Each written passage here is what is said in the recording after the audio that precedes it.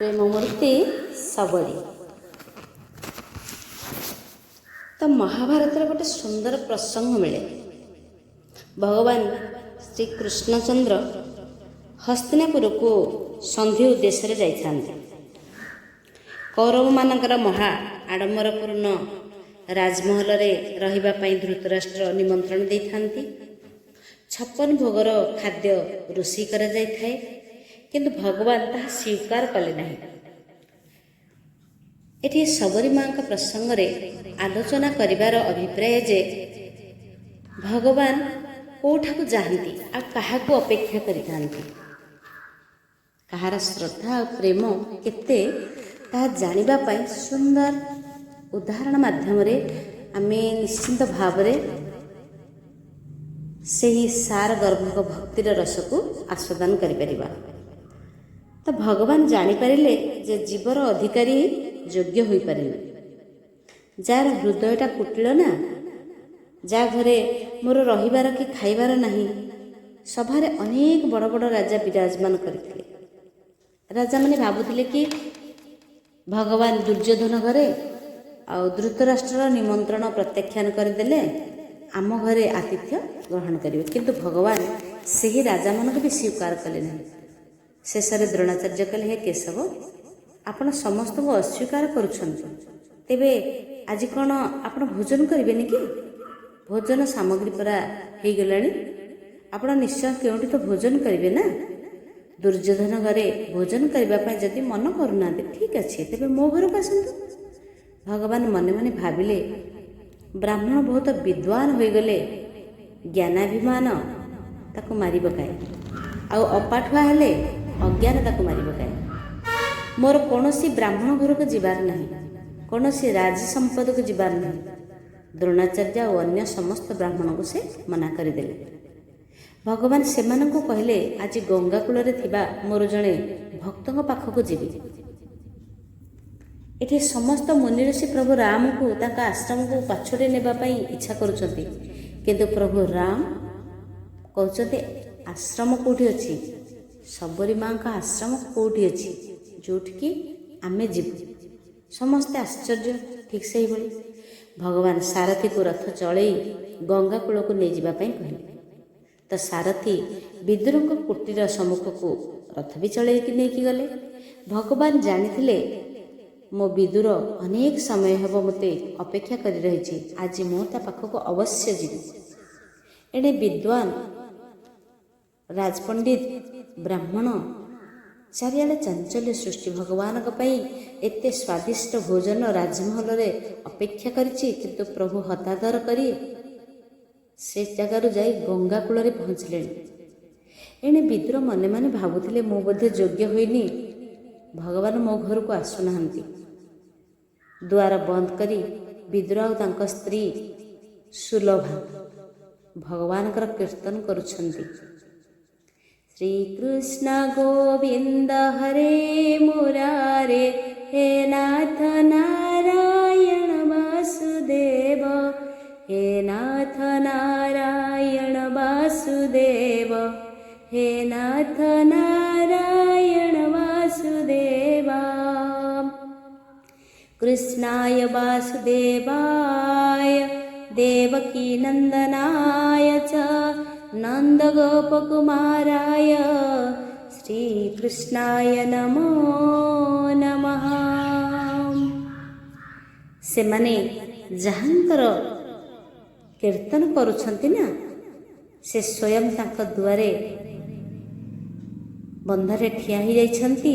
ତାଙ୍କର କୀର୍ତ୍ତନକୁ ଧୀର ଧୀର ଭାବରେ ଶ୍ରବଣ କରୁଛନ୍ତି, ମୁରୁକି ମୁରୁକି ହସୁଛନ୍ତି। ବିଦୁର ଆଉ ସୁଲଭା ଉଭୟ କୃଷ୍ଣଙ୍କର କୀର୍ତ୍ତନ କରୁଛନ୍ତି, ଆଉ କୃଷ୍ଣ ଭଗବାନ ଆସି ତାଙ୍କ ଦ୍ୱାରରେ। ଏମାନେ କିନ୍ତୁ ଜାଣିପାରୁନାହାନ୍ତି, କାରଣ ତାଙ୍କର ମନ ମଜି ଯାଇଛି ଭଗବାନଙ୍କର ନାମ କୀର୍ତ୍ତନରେ। ଆମର ବୋଧେ ପାପ କ୍ଷାଳିତ ହୋଇନି, ପ୍ରଭୁ ଆମ ଦ୍ୱାରକୁ ଆସିବେ କିପରି? ଯିଏ ଅପେକ୍ଷା କରିଛି 56 କୋଟି ଭଣ୍ଡାର ତିଆରି କରି ରାଜମହଲରେ ପୁଷ୍ପ ବିଛେଇ ଅପେକ୍ଷା କରିଛି, ପ୍ରଭୁ ତାକୁ ପ୍ରତ୍ୟାଖ୍ୟାନ କରି ଚାଲି ଆସିଛନ୍ତି କୀର୍ତ୍ତନ କରୁଥିବା ଭକ୍ତ ନିକଟକୁ। ମଣିଷର ଜୀବନ ପବିତ୍ର ହେଲେ ଭଗବାନ ବିନା ନିମନ୍ତ୍ରଣରେ ତାଙ୍କ ଘରକୁ ଆସିଯାଆନ୍ତି। ଆଜି ସବରୀ ମାଙ୍କ ଆଶ୍ରମରେ ପ୍ରଭୁ ଶ୍ରୀରାମ ଲକ୍ଷ୍ମଣ ପହଞ୍ଚି ଯାଇଛନ୍ତି। ସବରୀର ଆନନ୍ଦ ଦେଖେ କିଏ? ଜଗତର କର୍ତ୍ତା ଅନନ୍ତ କୋଟି ବ୍ରହ୍ମାଣ୍ଡର ସ୍ୱାମୀ ଆଜି ତା ଘରେ। ଶ୍ରୀରାମ ଲକ୍ଷ୍ମଣଙ୍କୁ ଦର୍ଶନ କରୁ କରୁ ସବରୀ ମୂକ ହୋଇଗଲା। ପ୍ରଭୁଙ୍କର ବଳକଳ ବସ୍ତ୍ର ପରିଧାନ କରିଥିଲେ, ମୁଣ୍ଡରେ ସୁନ୍ଦର ଜଟା ମୁକୁଟ, ଶ୍ରୀଅଙ୍ଗ ମେଘ ପରି ଶ୍ୟାମଳ। ଲକ୍ଷ୍ମଣ କିନ୍ତୁ ଗୌରବର୍ଣ୍ଣ। ସରସି ଜଲୋଚନ ବାହୁ ବିଶାଲା, ଜଟା ମୁକୁଟ ଶିରର ବନମାଲା, ଶ୍ୟାମ ଗୌର ସୁନ୍ଦର ଦୋ ଭାଇ, ସବରୀ ପରିଚରଣ ଲପଟାଇ। କମଳ ନୟନ, ବିଶାଳ ଭୁଜ, ଶିରରେ ଜଟାମୁକୁଟ, ହୃଦୟରେ ବନମାଳା ଧାରଣ କରିଥିବା ଶ୍ୟାମଳ ଗୌରବର୍ଣ୍ଣ ଦୁଇଜଣ ଭାଇ ଚରଣରେ ସବରୀ ଆଜି ଲୁଟି ପଡ଼ୁଛି। ଏତେ ଆନନ୍ଦ ହେଇଯାଉଛି ଯାହାକି ବାକ୍ୟରେ ପରିସ୍ଫୁଟ କରାଯାଇପାରିବନି। ପ୍ରେମ ମଗନ ମୁଖ ବଚନ ପୁନି ପୁନି ପଦ ସରୋଜ ଶିର ନାୱା, ସାଦର ଜଲଲେ ଚରଣ ପଖାରେ, ପୁନି ସୁନ୍ଦର ଆସନ ବୈଠାରେ। ପ୍ରେମମଗ୍ନ ହୋଇଗଲେ। ତାଙ୍କ ମୁଖରୁ କଥା ବାହାରିଲା ନାହିଁ। ସେ ପ୍ରଭୁଙ୍କ ପାଦ ପଦ୍ମରେ ବାରମ୍ବାର ପ୍ରଣାମ କରିବାକୁ ଲାଗିଲେ। ତାପରେ ସେ ଜଳ ଆଣି ଆଦର ସହକାରେ ଦୁଇ ଭାଇଙ୍କର ପାଦ ଧୋଇ ଦେଉଛନ୍ତି ଏବଂ ସେମାନଙ୍କୁ ସୁନ୍ଦର ସୁନ୍ଦର ଆସନ ପକାଇ ଦେଉଛନ୍ତି। ସେହି ଆସନରେ ପ୍ରଭୁ ଶ୍ରୀରାମ ଲକ୍ଷ୍ମଣ ବସି ପଡ଼ିଲେ। ପ୍ରଭୁ ଶ୍ରୀରାମ ଲକ୍ଷ୍ମଣଙ୍କର ଦିବ୍ୟ ରୂପକୁ ଦେଖି ସବରୀ ଏଭଳି ତନ୍ମୟ ହୋଇଗଲା ଯେ ତାର ଆଖି ଲୁହରେ ପରିପୂର୍ଣ୍ଣ ହୋଇଗଲା। ଚାରିଆଡ଼ କେବଳ ସେହି ଲୋତକ ଭୁଜା ନୟନରେ ଶ୍ୟାମଳ ଗୌରବର୍ଣ୍ଣର ଦୁଇ ଭାଇଙ୍କୁ ସାମ୍ନାରେ ଦେଖି ସେ ହତଭାଗ ହୋଇଯାଇଛନ୍ତି। ପରମାତ୍ମାଙ୍କ ଦର୍ଶନ କରୁଥିବା ବେଳେ ଆଖି ଲୋତକାପ୍ଲୁତ ହୋଇଗଲେ। ପ୍ରଭୁଙ୍କର ରୂପ ଠିକ୍ ରୂପେ ଆଉ ଦେଖା ନଗଲେ। ସେଦିନର ଦର୍ଶନ ଉତ୍ତମ ହୋଇଛି ବୋଲି ଜାଣିବାକୁ ହେବ। ଦର୍ଶନ କରୁଥିବା ବେଳେ ଆଖିକୁ ଲୁହ ନ ଆସିଲେ ଦର୍ଶନ ଠିକ୍ ହୋଇନାହିଁ ବୋଲି ଜାଣିବାକୁ ହୁଏ। ସେହି ରୂପ ମାଧୁରୀରେ ମନ ହୃଦୟ ତଲ୍ଲୀନ ହୋଇଗଲେ ଅନ୍ତର ଭିତରେ ଅନ୍ତରାତ୍ମାଙ୍କ ସହିତ ପରମାତ୍ମାଙ୍କର ଯେତେବେଳେ ଏକ ହୋଇଯାଏ ସେତିକି ବେଳେ ଶରୀରର ଗତି ମଧ୍ୟ ତତ୍ ଅନୁରୂପ ହୋଇଯାଏ। ଶରୀରରେ ଶିହରଣ ସୃଷ୍ଟି ହୁଏ, ଆଖିରେ ଲୁହ ହୁଏ, ହୃଦୟରେ କୋହ ହୁଏ, ଶରୀର ରୋମାଞ୍ଚ ହୋଇଯାଏ ଏବଂ ବାକ୍ ଅବରୋଧ ହୋଇଯାଏ। ଯାହା କିଛି କହି ହୁଏ ନା, କିଛି ଦେଖି ହୁଏ ନା, ଅନ୍ତରରେ ଅଫୁରନ୍ତ ଆନନ୍ଦ ଭରିଯାଏ।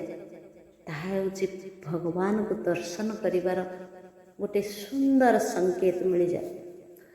ସବରୀ ମା ଶ୍ରୀରାମଙ୍କ ସମ୍ମୁଖରେ ବସିଥିଲେ, ହେଲେ ଆଖିରେ ଲୁହ ଭରି ଯାଇଥିଲା। ଠିକ୍ ରୂପେ ପ୍ରଭୁଙ୍କୁ ସେ ଦର୍ଶନ କରିପାରୁନଥିଲେ। ପ୍ରଭୁ ମୋ ଘରକୁ ଆସୁଛନ୍ତି, ଆଉ ମୁଁ ଅତି ହୀନ ଦୀନ ଭିଲ୍ ଜାତିର ଜଣେ ନୀଚ ନାରୀଟିଏ। ଭଗବାନ ସତରେ କେତେ ଉଦାର। ଭଗବାନଙ୍କୁ ମୁଁ ସ୍ୱାଗତ କିପରି କରିବି? ତାଙ୍କୁ ମୁଁ କ'ଣ ଅର୍ପଣ କରିବି? ସବରୀ ମା ବାଛି ବାଛି ବରକୋଳି ରଖିଥିଲେ। ଶ୍ରୀରାମଙ୍କ ପାଇଁ ବଛାବଛି କରି ଧୁଆପୋଛା କରି ରଖିଥିବା ସେହି ବରକୋଳିକୁ ସବରୀ ମା ଶ୍ରୀରାମଙ୍କର ପାଖରେ ଥୋଇଦେଲେ ଏବଂ ବାରମ୍ବାର ପ୍ରାର୍ଥନା ନିବେଦନ କରି କହିଲେ, कंदमूल फल सुरसती दिए राम कहुआनी, प्रेम सहित प्रभु खाए बारंबार बखानी,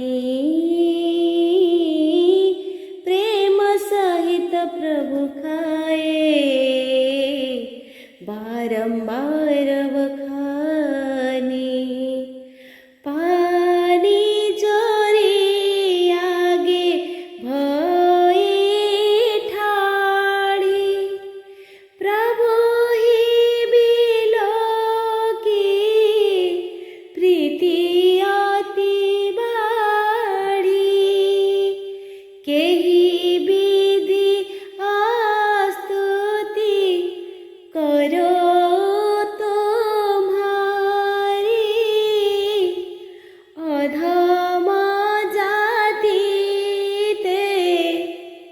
जड़मती भारी, अधमा जाति में जड़मती भारी। से अत्यंत रसाळ स्वादिष्ट कंद मूल फल आनी प्रभु श्री राम को देले। प्रभु प्रशंसा करी करी से सबु प्रेमर सहित भोजन कले। तापर से हाथ जोड़ी से आगे ठिया हो गले। प्रभु को देखी तांकर प्रेम विशेष भाव में बढ़ीगला। से कहले मु किपरि भाव में आपन को स्तुति करी, मोर तो जाति नीच, मु तो अत्यंत मूढ़मती। अधमते अधमा अधमती नारी, तिन्हा माहु में मति मंदघारी, कह रघुपति सुनु भामिनी माता, मानऊ एक भगति कर नाता, मानऊ एक भगति कर नाता। जे माने अधम ठारू मध्य अधम स्त्री माने हेउछंती सेमानक मध्यरे भी अधम। पुणी हे पाप नाशन सेही स्त्री मानक मध्यरे मु होछि मूढ़मती, मूढ़ बुद्धिधारिणी। श्री रघुनाथ कहले हे भामिनी मो कथा शुण, मु तो केवल एकमात्र भक्तिर संबंध को ही मानिनी। प्रभु मु अति हीन जातिर, प्रभु मु अधम, मते किछि आसेनी, मोर सामान्य मात्र ज्ञान भी नहीं। मु दिन तमाम केवल श्रीराम श्रीराम जय श्रीराम ये कथा ही कहूए, अपेक्षा करिथाए श्यामल गौरवर्ण मोर प्रभु को दर्शन करबा पाई। आपण मते आज निजर कले, मु कृतार्थ होई गली। आज निजर मने कले, मु आज आनंद रे उत्फुल्लित हो जाउछि। मोर अन्य किछि इच्छा नाही, कौनसी प्रकार सुख भोगर बासना भी नहीं। अनेक वर्ष धरी मोर केवल गोटे मात्र संकल्प रही, श्रीराम आसबे, तांको मो चरम चक्षुरे दर्शन करी। आपण को मोर किछि मागिबार नहीं, किंतु आपण आसिले मो दर्शन करी। सबरीर एकमात्र मनोरथ थिला जे परमात्मा आसिले मु ताको दर्शन करी। वेदरे मध्य लिखाई छंती जे ईश्वर को भोक हुएनि, शोष हुएनि, परमात्मा तो निष्काम। दौस परना सयुजा सखायो, समान वृक्षं परिसस्य जाते, तयोरन्यापि फलं स्वादत्य न सन्नन्यो अभिचाकसीति। संसार रूपी वृक्षरे दुईटी पक्षी बसिछंती। गोटिकर नाम होची जीव, अन्यटीर नाम होची शिव बा परम। जीव आउ परम ଜୀବରୂପୀ ପକ୍ଷୀ ବିଷୟ ରୂପୀ ଫଳ ଖାଉଛି।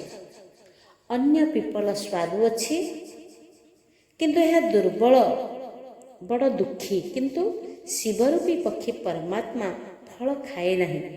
ସାକ୍ଷାତ ରୂପେ ସେମାନେ ସାକ୍ଷୀ ରୂପରେ ଚାହିଁ ରହିଥାନ୍ତି। ତେବେ ବି ପୁଷ୍ପ ଅଛି ଅନ୍ୟୋଧନ ସ୍ୱର୍ଣ୍ଣଂ ଭିଚାକଶୀତି। ପରମାତ୍ମା ଖାଆନ୍ତି ନାହିଁ। ଭଗବାନ ତ ଜଗତକୁ ଖୁଆନ୍ତି, ସେ ଜଗତକୁ ପୋଷଣ କରନ୍ତି। ଭଗବାନ ତ ବିଶ୍ୱମ୍ଭର। ଆରେ ଭଗବାନଙ୍କୁ ଯଦି ଭୋଳ ଲାଗେ, ଭୋକ ଲାଗେ, ତେବେ ଜଗତରେ ବାକି କିଛି ରହିବ କି? ପରମାତ୍ମା ଖାଆନ୍ତି ନାହିଁ। ଜ୍ଞାନୀମାନେ ଜାଣନ୍ତି ଯେ ପରମାତ୍ମା ହେଉଛନ୍ତି ନିର୍ଗୁଣ ନିରାକାର। ସେ କିଛି ଖାଆନ୍ତିନି। ବ୍ରହ୍ମ ଖାଏନି, କଥା କହେନି, ଆସେ ନାହିଁ, ଯାଏ ନାହିଁ। ସେ ଗତିଶୀଳ, ସେ ନିଷ୍କ୍ରିୟ। ଯେଉଁ ଜ୍ଞାନୀ ପରମାତ୍ମା ଖାଏ ନାହିଁ ବୋଲି କହେ ନା, ତାକୁ ନିଜ ପାଇଁ ତ ଖାଇବାକୁ ପଡ଼େ। ପରମାତ୍ମା କୁହନ୍ତି, ଏଇ ଜ୍ଞାନୀଙ୍କ ଘରେ ରହି ମୋତେ ପ୍ରତିଦିନ ଏକାଦଶୀ ବ୍ରତ ପାଳନ କରିବାକୁ ପଡ଼ୁଛି। ଜ୍ଞାନୀମାନେ ନିଜର ପେଟ ପୂଜା ଠିକ୍ ଠିକ୍ କରନ୍ତି, ହେଲେ ମୋତେ ଉପାସ ରଖନ୍ତି। ପରମାତ୍ମା ଖାଆନ୍ତି ନାହିଁ। ବେଦାନ୍ତର ଏହି ସିଦ୍ଧାନ୍ତ ହେଉଛି ଦିବ୍ୟ। କିନ୍ତୁ ପରମାତ୍ମା ବେଳେବେଳେ ଖାଆନ୍ତି, ଏ କଥା ବି ସତ୍ୟ। ବେଦାନ୍ତ ସିଦ୍ଧାନ୍ତ ଭୁଲ ବି ନୁହେଁ। ଈଶ୍ୱର ହେଉଛନ୍ତି ନିତ୍ୟ ତୃପ୍ତ। ଈଶ୍ୱର ନିତ୍ୟ ଆନନ୍ଦ ସ୍ୱରୂପ। କିନ୍ତୁ ଆନନ୍ଦରେ ଭଗବାନଙ୍କୁ ବି ଭକ୍ତଙ୍କର ପ୍ରେମ ଦେଖି ଖାଇବାକୁ ଇଚ୍ଛା ହୋଇଯାଏ। ଭଗବାନଙ୍କର ଏହି ସିଦ୍ଧାନ୍ତ ବି ସତ୍ୟ। ଈଶ୍ୱର ତୃପ୍ତ ଥାନ୍ତି, କିନ୍ତୁ କୌଣସି ଭକ୍ତ ହୃଦୟରେ ଅତ୍ୟନ୍ତ ପ୍ରେମ ସୃଷ୍ଟି ହେଲେ ସେତେବେଳେ ନିଷ୍କାମ ସକାମ ହୋଇଯାଏ। ଆଉ ସେତେବେଳେ ଭଗବାନ ଖାଆନ୍ତି। ନିରାକାରରୁ ସାକାର ହୋଇଯାଆନ୍ତି। ଜ୍ଞାନୀରୁ ସେ ପ୍ରେମୀ ଭକ୍ତ ହୋଇଯାଆନ୍ତି। ଆଉ ଭଗବାନଙ୍କୁ ଭୋକ ବି ଲାଗେ। ଆଉ ଭଗବାନ ଭକ୍ତର ଭକ୍ତିରେ ହିଁ ସେ ପ୍ରେମକୁ ଖାଇଯାଆନ୍ତି। ଈଶ୍ୱର ନିଷ୍କାମ, କିନ୍ତୁ ସବରୀର ପ୍ରେମ ଭଳି ପ୍ରେମ ହୃଦୟରେ ପ୍ରକଟ ହେଲେ ସେହି ପ୍ରେମ ନିଷ୍କାମ ଈଶ୍ୱରଙ୍କୁ ସକାମ କରିଦିଅନ୍ତି। ଆଜି ଶ୍ରୀରାମଙ୍କୁ ବି ଭୋକ ହେଲା। ସବରୀ ଇଚ୍ଛା କରିଥିଲା ଶ୍ରୀରାମ ଖାଉଥିବେ, ଆଉ ସେ ତାଙ୍କୁ ଦେଖୁଥିବେ। ଏଣୁ ଶ୍ରୀରାମକୁ ଭୋକ ହେଲା। ସେ ସବରୀକୁ କହିଲେ, ମା, ମୋତେ ଭୋକ ହେଉଛି, କିଛି ଦିଅନ୍ତନି। ସବରୀ ମା ଆଜି ଆନନ୍ଦରେ ଅଧୀରା। ପରମାତ୍ମା ଶ୍ରୀରାମ ସର୍ବତନ୍ତ୍ର ସ୍ୱତନ୍ତ୍ର ହେଲେ ବି ପ୍ରେମ ପରତନ୍ତ୍ର ହୋଇଥାଏ। ଜୀବ ପରମାତ୍ମାକୁ ପରିପୂର୍ଣ୍ଣ ପ୍ରେମ ଦିଏ ନାହିଁ। ଏଣୁ ପରମାତ୍ମା ତାଠାରୁ ଦୂରରେ ରହିଥାନ୍ତି। ପରମାତ୍ମା ପୁରା 16 ଅଣା ପ୍ରେମ ମାଗନ୍ତି। ପ୍ରେମ ପରମାତ୍ମାଙ୍କୁ ପରତନ୍ତ୍ର କରିଦିଏ। ପରମାତ୍ମାକୁ ପ୍ରସନ୍ନ କରିବା ପାଇଁ ବସ୍ତୁତଃ ପଇସା ରୋଜଗାର କରିବାର ଆବଶ୍ୟକତା ନାହିଁ। ପରମାତ୍ମାକୁ ପ୍ରସନ୍ନ କରିବା ପାଇଁ ଅନେକ ପଢ଼ା ଲେଖାର ବି ଆବଶ୍ୟକତା ନାହିଁ। ସବରୀ ବଳ, ବୁଦ୍ଧି, ଜ୍ଞାନ ବା ଶରୀର ବଳ, ବୁଦ୍ଧିର ବଳ, ଜ୍ଞାନର ବଳ, ଦ୍ରବ୍ୟର ବଳ, ଏ ସମସ୍ତ ଅପେକ୍ଷା ପ୍ରେମ ବଳ ହେଉଛି ଅତି ଶ୍ରେଷ୍ଠ, ଯାହାକି ସବରୀ ମା ପାଖରେ ଥିଲା। ପ୍ରେମ ବଳ ସାମ୍ନାରେ ଅନ୍ୟ ସମସ୍ତ ବଳ ହେଉଛି ଗୌଣ ବା ଦୁର୍ବଳ। କେହି ଦ୍ରବ୍ୟ ଜଳ ବା ଜ୍ଞାନ ବଳରେ ପରମାତ୍ମାକୁ ଜିତି ପାରିବ ନାହିଁ। ପରମାତ୍ମାଙ୍କୁ କେବଳ ପ୍ରେମ ବଳରେ ହିଁ ଜିତା ଯାଇପାରିବ, ଯାହାକି ଆଜି ସବରୀ ମା ପାଇଛନ୍ତି। ପରମାତ୍ମାକୁ ପ୍ରେମ କରିବାକୁ ହେଲେ ଜଗତର ଜିନିଷ ଗୁଡ଼ିକ ପ୍ରତି ପ୍ରେମ ତ୍ୟାଗ କରିବାକୁ ପଡ଼େ। ପ୍ରେମରେ କେବଳ ତ୍ୟାଗ ଥାଏ, ଆଉ ସେହି ତ୍ୟାଗରେ ହିଁ ଶାନ୍ତି ଅନୁଭବ କରେ, ଆଶ୍ୱସ୍ତି ଲାଭ କରେ। ପରମାତ୍ମାଙ୍କ ସହିତ ସେତେବେଳେ ପ୍ରେମ ସମ୍ଭବ ହୁଏ ଯେତେବେଳେ ଜୀବ ଜଗତର ପଦାର୍ଥ ସହିତ ପ୍ରେମ ସମ୍ପର୍କ ପୁରାପୁରି ତ୍ୟାଗ କରିଦେଇଥାଏ। ପରମାତ୍ମାଙ୍କୁ ପ୍ରସନ୍ନ କରିବା ପାଇଁ ଶୁଦ୍ଧ ପ୍ରେମର ଆବଶ୍ୟକତା ଥାଏ। ଶବ୍ଦ ଜ୍ଞାନ ଅନେକ ବାର ଭକ୍ତିରେ ବିଘ୍ନ ସୃଷ୍ଟି କରେ। ବହୁତ ଗୁଡ଼ିଏ ପଢ଼ିଲେ କ'ଣ ପ୍ରଭୁ ପ୍ରସନ୍ନ ହୁଅନ୍ତି? ଯାହାଙ୍କର ବହୁତ ଜ୍ଞାନ ହୋଇଥାଏ ସେ ଅନ୍ୟଙ୍କ ସହିତ କପଟ କରିବାକୁ ଅଥବା ଅନ୍ୟଙ୍କୁ ପ୍ରଚାରିତ କରିବାକୁ ଟିକିଏ ବୋଲି ଭୟ କରନ୍ତି। ବଡ଼ ବଡ଼ ବିଦ୍ୱାନମାନେ ଠାକୁରଙ୍କୁ ବି ପ୍ରତାରିତ କରିଦିଅନ୍ତି। ବିଦ୍ୱାନମାନେ ଖୁବ୍ ଚର୍ଚ୍ଚା କରନ୍ତି, ଗୋଟିଏ ଶବ୍ଦକୁ ଅନେକ ପ୍ରକାର ଅର୍ଥ କରି ପକାନ୍ତି। ବିଦ୍ୱାନମାନେ ଖୁବ୍ ତର୍କ ବିତର୍କ କରନ୍ତି। ଏମାନେ ଭଗବାନଙ୍କର ସେବା ସ୍ମରଣ ଠିକ୍ ଠିକ୍ କରିପାରନ୍ତି। ଆରମ୍ଭରୁ ଶୁଦ୍ଧତା ରଖି ଯଦି ସେବା ସ୍ମରଣ କରା ନଯାଏ ତେବେ କାମ ଠିକ୍ ହୋଇପାରେନି। ଆଚରଣରେ ବି ଅନ୍ଧଶ୍ରଦ୍ଧା ରଖିବାକୁ ପଡ଼େ। ଡାକ୍ତର ଉପରେ ଅନେକ ରୋଗୀ ରାଗିଯାଆନ୍ତି, ତେବେ ବି ଆମେ ଭଲ ହେବା ବୋଲି ଶ୍ରଦ୍ଧା ରଖିବାକୁ ହୁଏ। ଡାକ୍ତର ଉପରେ ବିଶ୍ୱାସ ନ ରଖିଲେ ସେ ଔଷଧ ଦେବ ନାହିଁ, ଆଉ ଔଷଧ ନ ଖାଇଲେ ରୋଗ ବି ଭଲ ହେବ ନାହିଁ। ଆଚାର ବ୍ୟବହାରରେ ଯେଉଁଭଳି ଶ୍ରଦ୍ଧା ରଖିବାକୁ ପଡ଼େ, ପରମାର୍ଥରେ ବି ସେଇଭଳି ଶ୍ରଦ୍ଧା ରଖିବା ଆବଶ୍ୟକ। ଅନେକ ପଢ଼ାପଢ଼ି କରିଥିବା ଲୋକର ଗୋଟିଏ ମହାନ ଦୋଷ ସୃଷ୍ଟି ହୋଇଥାଏ। ସେ ବିଦ୍ୱାନ ହୋଇଯାଏ, ସେ ଚମତ୍କାର ବିନା ନମସ୍କାର କରେ ନାହିଁ। ସେମାନେ କୁହନ୍ତି ଯେ ତୁମର ବାଲକୃଷ୍ଣ ପ୍ରଥମେ କିଛି ଚମତ୍କାର ଦେଖାନ୍ତୁ, ପରେ ମୁଁ ତାକୁ ପୂଜା କରିବି। ଚମତ୍କାର କୁହ, ଏହାପରେ ତୁମ ଠାକୁରଙ୍କୁ ନମସ୍କାର କରିବ। ପ୍ରଥମେ ଚମତ୍କାର, ପରେ ନମସ୍କାର। ଅତି ଶ୍ରଦ୍ଧାରେ ତାଙ୍କର ସେବା ପୂଜା କରିବା ପରେ ସେ ଚମତ୍କାର ଦେଖାନ୍ତି। ଈଶ୍ୱରଙ୍କ ସେବା ପୂଜା କରିବା ପରେ ଆମର କି ପ୍ରକାର ଅଦ୍ଭୁତ ପରିବର୍ତ୍ତନ ହେଉଛି ତାହା ଆମେ ସ୍ୱତଃ ଜାଣିପାରିବା। ଚମତ୍କାର କିପରି ହୁଏ ତାହା ଅନୁଭବ କରିପାରିବା। ଆମେ ଥରେ ଚାଲ ଭାବିକି ଦେଖିବା, ଏ ଜଗତ କ'ଣ ଏକ ଚମତ୍କାର ନୁହେଁ କି? ଫୁଲରେ ବାସ୍ନା କିପରି ଆସେ? ଗୋଟିଏ ଅତି କ୍ଷୁଦ୍ର ବୀଜରେ ଏତେ ବିଶାଳ ବୃକ୍ଷ କିପରି ରହିଥାଏ? ନଡ଼ିଆ ଭିତରେ ପାଣି କିପରି ଆସେ? ଏସବୁ କ'ଣ ଚମତ୍କାର ନୁହେଁ ତ ଆଉ କ'ଣ? ଶୁଷ୍କ ପାହାଡ଼ ଉପରୁ ଝରି ଆସେ ନିର୍ଝରିଣୀ ଝରଝର ଝରଣାର ଜଳସ୍ରୋତ। ଏ କ'ଣ ଆଶ୍ଚର୍ଯ୍ୟ ନୁହେଁ? ଚମତ୍କାର ପରେ ନମସ୍କାର, ଏହା ତ ଅଭିମାନ। ଅଭିମାନ ସୁରାପାନ, ପ୍ରତିଷ୍ଠା ସୁପରିବେଷ୍ଟା। ତ ଚମତ୍କାର ବିନା ନମସ୍କାର ହେଉଛି ମାନବୀୟତା। ଏହାକୁ କୁହାଯାଏ ବିନୟ। ଅତି ବିଦ୍ୱାନ ଯେଉଁମାନେ, ସେମାନଙ୍କର ଅନ୍ଧଶ୍ରଦ୍ଧା ହୁଏ ନାହିଁ। ସେମାନେ ଯୁକ୍ତି କରନ୍ତି, ମହାରାଜ ପ୍ରଥମେ କିଛି ଚମତ୍କାର ଦେଖାନ୍ତୁ, ତାପରେ ଆମେ ତାଙ୍କ ପାଦ ତଳେ ପଡ଼ିଯିବା। ଯିଏ ପ୍ରକୃତରେ ସନ୍ଥ ନା, ସେ କେବେ ବି ଚମତ୍କାର ଦେଖାଏନି। ଚମତ୍କାର କେବଳ ଯାଦୁକର ମାନେ ଦେଖନ୍ତି। ଯାହାର ଅତ୍ୟଧିକ ପଇସା ରୋଜଗାର କରିବାକୁ ଇଚ୍ଛା ହୁଏ, ଯାହାର ପ୍ରତିଷ୍ଠା ନିମନ୍ତେ ମୋହ ଥାଏ, ସେ ହିଁ ଚମତ୍କାର ଦେଖାଇ ପାରିବ। ଲୋକମାନଙ୍କର ଇଚ୍ଛା ହୁଏ ଯେ ଲୋକମାନେ ମୋତେ ସମ୍ମାନ ଦିଅନ୍ତୁ। ସନ୍ଥମାନଙ୍କର ଏପରି କେବେ ବି ଇଚ୍ଛା ହୁଏନି। କାହିଁକି ନା ସାଧନାର ବାଧକ ବୋଲି ସେମାନେ ଅନୁଭବ କରିଥାନ୍ତି। ସନ୍ଥମାନଙ୍କର ଧନ କି ମାନର ମୋହ ନଥାଏ, ସେମାନେ ଚମତ୍କାର ଦେଖାନ୍ତି ନାହିଁ। ସନ୍ଥ ଯଦି ବିଧିବଦ୍ଧ ଚମତ୍କାର ଦେଖାଉଥାଏ, ତେବେ ତାର ଅନେକ ଦିନର ତପସ୍ୟାର ପୁଣ୍ୟ ସେ ନାଶ କରୁଥାଏ। ସିଦ୍ଧି ମିଳେ, ଏଥିରୁ ପ୍ରସିଦ୍ଧି ବି ମିଳେ। ଆଉ ପ୍ରସିଦ୍ଧି ବଢ଼ିଲେ ଜ୍ଞାନୀ ସାଧନ ଛାଡ଼ିଦିଏ। ସାଧନ ଛାଡ଼ିଦେଲେ ସେ ପ୍ରଭୁର ବିମୁଖ ହୋଇଯାଏ। ଜ୍ଞାନୀ ମହାତ୍ମାମାନଙ୍କୁ ମାୟା ସିଦ୍ଧି ଫସେଇ ଦିଏ, ପ୍ରତାରିତ କରେ। ମାୟା ପଛରେ ଜୋରରେ ଧକ୍କା ମାରେ। ଯିଏ ଯେତେ ଉଚ୍ଚକୁ ଉଠିଥାଏ ତାକୁ ମାୟା ସେତେ ତଳକୁ ପକାଇ ଦିଏ। ପ୍ରକୃତ ଜ୍ଞାନୀ ମହାତ୍ମାମାନେ ସେମାନେ ତାଙ୍କର ସିଦ୍ଧିର ଉପଯୋଗ କେବେ କରନ୍ତି ନାହିଁ। କେବଳ ଭଗବାନଙ୍କୁ ଚମତ୍କାର କରନ୍ତି, ଯେ ଭଗବାନଙ୍କର ସୃଷ୍ଟି ହିଁ ଚମତ୍କାର। ପଚାସଢ଼ା ଲୋକମାନେ ଯେଉଁମାନେ ପଢ଼ାପଢ଼ି କରିଥାନ୍ତି, ଜ୍ଞାନୀମାନେ ଶୁଣିକରି କୁହନ୍ତି, ଆମକୁ କେହି ଚମତ୍କାର ଦେଖେଇଲେ ଆମେ ତାକୁ ମାନିବୁ। ଗୋଟିଏ ଗାଁରେ ଯାହା ଅନୁଭବ ହେଲା ସେ କଥା କହିବା।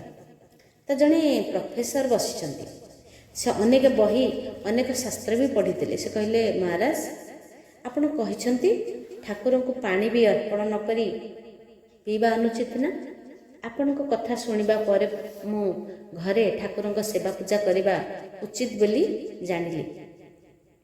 କିନ୍ତୁ ଆପଣ ପ୍ରମାଣ ପୂର୍ବକ ଦେଖାଇ ଦିଅନ୍ତୁ ଯେ ଠାକୁରଙ୍କ ପାଖରେ ଯାହା ଭୋଗ ଲଗାଯାଏ ତାହା ଭଗବାନ ଗ୍ରହଣ କରନ୍ତି ଆଉ ଖାଆନ୍ତି।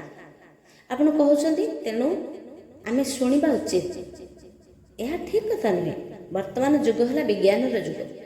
ଆପଣଙ୍କୁ ପ୍ରମାଣ ପୂର୍ବକ ଦେଖାଇ ଦେବା ଦରକାର। ଠାକୁରଙ୍କୁ ଯେଉଁ ଭୋଗ ଲଗାଯାଏ ତାହା ଟିକିଏ ବୋଲି ଉଣା ତ ହୁଏନି ନା। ଠିକ୍ ଅଛି, ଏ ଯୁଗର ଠାକୁର ଯଦି ଖାଇବା ଆରମ୍ଭ କରନ୍ତେ ତେବେ କେହି ଭୋଗ ଲଗାନ୍ତେନି। ସେମାନେ ଜାଣନ୍ତି ଯେ ଯେତିକି ଭୋଗ ଲଗାଯାଇଥାଏ ସେତିକି ଭୋଗ ମିଳିଯାଏ, କିଛି ବି କମେ ନାହିଁ। ଆଜିକାଲିର ଲୋକମାନେ ଯେତେ ପ୍ରକାର ଶଙ୍କା ବା ସନ୍ଦେହ କରନ୍ତି ସେ ସମସ୍ତର ସମାଧାନ ବ୍ୟାସ ବା ବାଲ୍ମୀକି ଅନେକ ଦିନରୁ କରିନାହାନ୍ତି ବୋଲି ନୁହେଁ, ସେମାନେ ଆଜିକାଲି ସୃଷ୍ଟି ହୋଇଥିବା ପ୍ରତ୍ୟେକ ମଣିଷଙ୍କର ପ୍ରତିଟି ଆଶଙ୍କାର ସମାଧାନ କରିଯାଇଛନ୍ତି। ଭଗବାନ ପ୍ରସାଦ ଗ୍ରହଣ କରନ୍ତି, ଏକଥା ସତ୍ୟ। ପ୍ରସାଦର ଓଜନ କମେ ନାହିଁ, ଏକଥା ମଧ୍ୟ ସତ୍ୟ। ଦୁଇଟି ଯାକ ସିଦ୍ଧାନ୍ତ ହେଉଛି ସମ୍ପୂର୍ଣ୍ଣ ସତ୍ୟ। ଋଷିମାନେ ଯେଉଁ ସବୁ ଗ୍ରନ୍ଥ ଲେଖିଛନ୍ତି ତାହା ସେମାନେ ଅତି ବିଚାରପୂର୍ବକ ଲେଖିଛନ୍ତି, ଖୁବ୍ ଭାବିଚିନ୍ତି ଲେଖିଛନ୍ତି। ସେମାନେ କ'ଣ ମାନବ ସମାଜକୁ ପ୍ରତାରଣା କରିବା ପାଇଁ ଗ୍ରନ୍ଥ ରଚନା କରିଥାନ୍ତେ? ସୌଖିନ ଅଟ୍ଟାଳିକାରେ ବିଳାସୀ ଜୀବନ ଅତିବାହିତ କରୁଥିବା ଲୋକ ମିଥ୍ୟା କହିପାରେ, କିନ୍ତୁ ଆମ ଋଷିମାନେ ଅତି ପବିତ୍ର ଜୀବନ ଅତିବାହିତ କରି ଆସିଛନ୍ତି। ସେମାନେ ଭାତ ଡାଲି ବି ଖାଉନଥିଲେ, ଫଳ ଜଳରେ ସେମାନେ ସନ୍ତୁଷ୍ଟ ରହୁଥିଲେ, ବୃକ୍ଷ ତଳେ ଶୟନ କରୁଥିଲେ। ଏପରି ଋଷିମାନେ ଯାହା ଯାହା ଲେଖିଛନ୍ତି ତାହା ଉଚିତ କଥା ହିଁ ଲେଖିଛନ୍ତି, ଅନୁଭବର କଥା ଲେଖିଛନ୍ତି। ଶାସ୍ତ୍ରରେ ଲେଖା ହୋଇଥିବା କୌଣସି ସିଦ୍ଧାନ୍ତ ଯଦି ଆମେ ବୁଝି ନପାରୁ ତେବେ ସେ ଶାସ୍ତ୍ର ଭୁଲ, ଏପରି କଥା କହିବାକୁ ପ୍ରୟାସ ଆଦୌ କରିବା ଉଚିତ ନୁହେଁ। ଆମେ ସେତେବେଳେ ନିଜକୁ ନିଜେ କହିବା ଠିକ୍ ଉଚିତ ଆମ ବୁଦ୍ଧି ପାଠ ଦ୍ୱାରା କଳୁଷିତ ହୋଇଯାଇଛି, ବୁଦ୍ଧିଭ୍ରଷ୍ଟ ହୋଇଯାଇଛି। ତେଣୁ ଶାସ୍ତ୍ରର ସିଦ୍ଧାନ୍ତ ଆମେ ବୁଝିପାରୁନାହୁଁ। ଶାସ୍ତ୍ର କିନ୍ତୁ ଠିକ୍, ଶାସ୍ତି ଇତି ଶାସ୍ତ୍ର। ହିତର ଶାସନ ଯିଏ କରେ ତାହା ହେଉଛି ଶାସ୍ତ୍ର। କ'ଣ କରିବା ଉଚିତ, କ'ଣ ନ କରିବା କଥା, ତାହା ଶାସ୍ତ୍ରକୁ ପଚାରି ସ୍ଥିର କରିବା ଉଚିତ। ଶ୍ରୀମଦ୍ ଭଗବତ ଗୀତାରେ ଶ୍ରୀ ଭଗବାନ ସ୍ୱୟଂ କହିଛନ୍ତି, ତସ୍ମାଶାସ୍ତ୍ରଂ ପ୍ରମାଣଂ ତେ କାର୍ଯ୍ୟାକାର୍ଯ୍ୟଂ ବ୍ୟବସ୍ଥିତୋ। ତତ୍ ଶାସ୍ତ୍ରଂ ପ୍ରମାଣଂ ତେ, ଶାସ୍ତ୍ରକୁ ପଚାରି ଯେକୌଣସି କାର୍ଯ୍ୟ ଆମେ ଆରମ୍ଭ କରିବା ଉଚିତ। କାହାକୁ ଧୋକା ଦେବା ପାଇଁ ଏ ଶାସ୍ତ୍ର ଲେଖା ହେଇନି। ସମାଜକୁ ସତ୍ମାର୍ଗ ପ୍ରଦର୍ଶନ କରିବା ଉଦ୍ଦେଶ୍ୟରେ ଋଷିମୁନିମାନେ ଅନେକ ଦୁଃଖ ସହି ଏସବୁ ଗ୍ରନ୍ଥ ରଚନା କରିଛନ୍ତି। ଋଷିମାନେ ଆମକୁ ଜ୍ଞାନ ଦାନ କରିଛନ୍ତି, ତେଣୁ ତ ଆମେ ପ୍ରତିଦିନ ଋଷିମୁନିମାନଙ୍କ ଉଦ୍ଦେଶ୍ୟରେ ତର୍ପଣ କରୁଥାଉ ନା। ପରମାତ୍ମାକୁ ଆମେ ଯାହା ଅର୍ପଣ କରୁଛେ ତାହା ଭଗବାନ ପାଆନ୍ତି, ଏକଥା ସତ୍ୟ। ଯେଉଁଠାରେ ଅତିଶୟ ପ୍ରେମ ଥାଏ ସେଠାରେ ଭଗବାନ ପ୍ରତ୍ୟକ୍ଷ ଭୋଜନ ବି କରନ୍ତି। ଯେଉଁଠାରେ ସେପରି ପ୍ରେମ ଥାଏ ସେଠାରେ ତ ଭଗବାନ ମାଗିକି ଖାଆନ୍ତି। ପ୍ରେମ ଥିବାରୁ କହ୍ନେଇ କହେ, ତୁ ମୋ ପାଇଁ ଲହୁଣୀ ଆଣିଦେ। ଗୋପୀମାନଙ୍କର ଲହୁଣୀରେ ମିଠା ଥିଲା ନା ଗୋପୀଙ୍କର ପ୍ରେମରେ? ଯେଉଁ ପରମାତ୍ମା ଜଗତକୁ ଖୁଆନ୍ତି ସେ ଗୋପୀଙ୍କୁ ଲହୁଣୀ ମାଗିକି ଖାଉଥିଲେ, ଲହୁଣୀ ଚୋରି କରି ଖାଉଥିଲେ। କହ୍ନେଇ ଯେତେବେଳେ ଗୋପୀମାନଙ୍କୁ କହୁଥିଲେ ସେତେବେଳେ ଗୋପୀମାନେ କହ୍ନେଇକୁ କହୁଥିଲେ, ତୁମେ ଟିକେ ନାଚ, ତାହେଲେ ଆମେ ତୁମକୁ ଲହୁଣୀ ଦେବୁ। ସେତେବେଳେ କହ୍ନେଇ ଗୋପୀଙ୍କ ଆଗରେ ନାଚୁଥିଲେ। କ'ଣ ଏଇ ତୁଚ୍ଛ ଲହୁଣୀ ପାଇଁ କହ୍ନେଇ ନାଚୁଥିଲେ? ନା, କହ୍ନେଇକୁ ଗୋପୀଙ୍କର ପ୍ରେମ ହିଁ ନଚଉଥିଲା। ଶ୍ରୀକୃଷ୍ଣ ଜଗତକୁ ନଚାନ୍ତି, କିନ୍ତୁ ସେଇ ଶ୍ରୀକୃଷ୍ଣ ଗୋପୀମାନଙ୍କର ପ୍ରେମ ସମ୍ମୁଖରେ ନିଜେ ନାଚନ୍ତି। କି ଆଶ୍ଚର୍ଯ୍ୟ! କହ୍ନେଇ କ'ଣ ଗୋପୀଙ୍କର ଲହୁଣୀ ଦେବା ପର୍ଯ୍ୟନ୍ତ ଅପେକ୍ଷା କରନ୍ତି? ସେ ତ ନିଜ ଗୋପୀଙ୍କ ଘରୁ ଜବରଦସ୍ତି ଲହୁଣୀ ଖାଆନ୍ତି। ଯେଉଁମାନେ ଅତିଶୟ ପ୍ରେମ ଥାଏ ନା ସେଠାରେ ଭଗବାନ ନିଜେ ପ୍ରତ୍ୟକ୍ଷ ଭୋଜନ କରନ୍ତି। ଯେଉଁଠାରେ ଉତ୍ତମ ପ୍ରେମ ଥାଏ ସେଠାରେ ଭଗବାନ ସୁଗନ୍ଧ ରୂପରେ ଗନ୍ଧ ଦ୍ୱାରା ପ୍ରସାଦ ପାଆନ୍ତି, ରସ ରୂପରେ ଗ୍ରହଣ କରନ୍ତି। ଗୋଟିଏ ଗୋଲାପ ଫୁଲ ଅଛି, ଗନ୍ଧ ଶୁଙ୍ଘିବା ପୂର୍ବରୁ ତାକୁ ଓଜନ କରାଯାଏ, ବାସ୍ନା ଘ୍ରାଣ କରିବା ପରେ ତାକୁ ଓଜନ କରାଯାଏ। ଓଜନରେ ତାରତମ୍ୟ ଦେଖାଯାଏ କି? ମଣିଷର ଏପରି ଶକ୍ତି ଅଛି ଯାହାଫଳରେ ମଣିଷର ଫୁଲରୁ ଗନ୍ଧ ଆଘ୍ରାଣ କରି ନେଇପାରେ, ତେବେ ବି ଫୁଲର ଓଜନ କମେ ନାହିଁ। ଫୁଲର ସୁଗନ୍ଧ ଆଘ୍ରାଣ କରିବା ପରେ ବି ଫୁଲର କିଛି କ୍ଷତି ବା ହ୍ରାସ ଘଟେ ନାହିଁ, ଆକାର ବି ପରିବର୍ତ୍ତନ ହୁଏନି। ଫୁଲର ଓଜନ ବି କମେନି ବୋଲି କ'ଣ ତାର ବାସ୍ନା ଆମେ ଆଘ୍ରାଣ କରିନାହିଁ?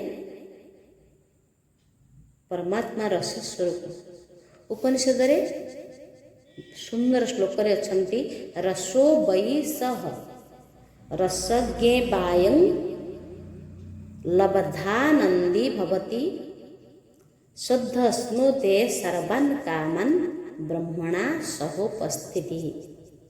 परमात्मा रस रूपी से रसर भोक्ता। एणु आमे जो सामग्री परमात्मा को अर्पण करुछे सेथिरु दिव्य रस भगवान ग्रहण करती। मनीष फूलर जो भली गंध आघ्राण करिनिए परमात्मा सही भली रस को आकर्षण करनियंती। परमात्मा रस रूपरे पाती। आमे एथिरे तर्क कुतर्क करबा उचित नुहे, वाद विवाद करबा उचित नुहे। आमर प्राचीन ऋषि कथारे विश्वास रखी सेवा पूजा करुथिले उचित। अंधश्रद्धा बिना भक्ति सफल हुए नहीं। अंधश्रद्धा बिना भक्ति केबे भी जागृत हुए नहीं। ईश्वर कहते मु ए सब तैयारी करिछि आ तोते ही देउछि, तू मते सेथरु किछि देउछु, कोन बड़ काम करूछु कहलु, किंतु मते अर्पण न करी तू ताहा खाउछु, तेबे तू हिराम खोर। ईश्वरंकर खाइबा को इच्छा न थाए। ईश्वर तो निष्काम, भक्त को खुशी करबा पई ईश्वर खांती, किंतु जेउठार अतिशय प्रेम थाए सेठारे परमात्मा प्रत्यक्ष पाती। ठाकुर होउछन्ति भाव विनोदिया। भावना देखि भगवान प्रसन्न हुअन्ति। सुदामांकर चाउल भजा द्वारकानाथ भोजन करती। विदुरंकर साग भजा परमात्मा प्रत्यक्ष भोजन करती। मीराबाई जो भोग लगाती तांको ठाकुर प्रसन्नतार सहित पाती। वैष्णवर हृदय रे जेपर्यंत प्रेम उत्स्फूर्त भाव थाए से पर्यंत प्रभु थांती। प्रेम उत्प्रोत न हुए जे पर्यंत ता प्रेम रे व्याकुलता तन्मयता न आसे से पर्यंत भगवान को भोक हुए, भगवान खाती नहीं। आज सबरीर अतिशय प्रेम भावता को श्रीराम को भोक है। सबरी भगवान को बरकोली अर्पण कला। सबरी चाखी चाखी कोली प्रभु श्रीराम का हाथ को बढ़ईदेला, पाटी को खुआईदेला। काले खटा फल ठाकुर खाईदेवे कि? अति प्रेम रे सबरीर विस्मरण हो जाउतिला जे से परमात्मा को अईठा फल देउछि आ परमात्मा अईठा फल गुड़िक खाई जाउछन्ति। प्रभु जी सृष्टिर स्रष्टा, सृष्टिर नियामक, से आज गोटे साधारण जीव पाखरे बंधा हो जाइछन्ति। ओ प्रेम ओ बंधा ना प्रेमर दौड़ी रे बंधा होइछन्ति, भक्तिर रज्जुरे बंधा होइछन्ति। 252 भक्तों चरित ग्रंथ स्वामी पद्मनाभ दास रचना करछन्ति। पद्मनाभ दास निजे भागवत कथा कहती, निजे ताहा पालन भी करती। दिने ए विषय आमे आसंता एपिसोड रे आलोचना करिया।